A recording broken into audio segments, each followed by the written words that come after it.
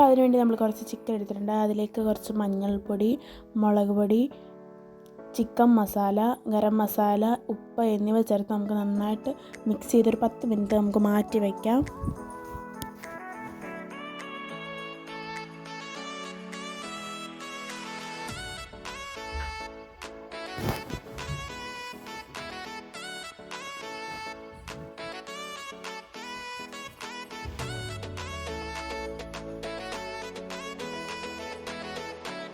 ഇനി നമുക്ക് സമൂസ ഷീറ്റാണ് എടുക്കുന്നത്.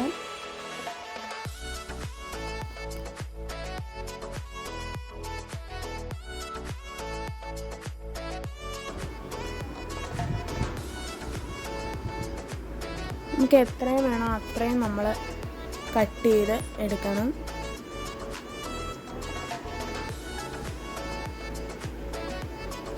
ഇനി നമുക്കത് ഒന്നായിട്ടൊന്ന് കട്ട് ചെയ്തെടുക്കാം.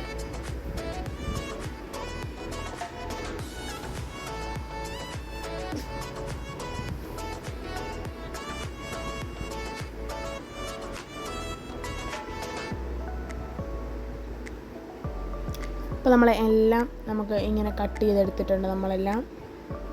പിന്നെ അതിലേക്ക് നമ്മൾ 2 ടേബിൾ സ്പൂൺ കോൺഫ്ലവർ പൊടിയാണ് ഇട്ട് കൊടുക്കുന്നത്. അത് നമുക്ക് നന്നായിട്ടൊന്ന് മിക്സ് ചെയ്യാം.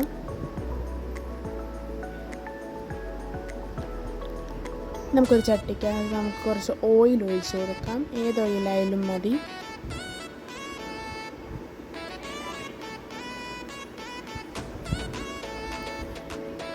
എണ്ണയൊന്ന് ചൂടാവുന്ന സമയം കൊണ്ട് ചിക്കൻ എടുത്തിട്ട് നമുക്ക് ആ സമൂസ ഷീറ്റിലേക്ക് റോൾ ചെയ്ത് ഒരു പ്ലേറ്റിലേക്ക് മാറ്റി വെക്കാം. അങ്ങനെ നമുക്കെല്ലാം ചെയ്തെടുക്കാം.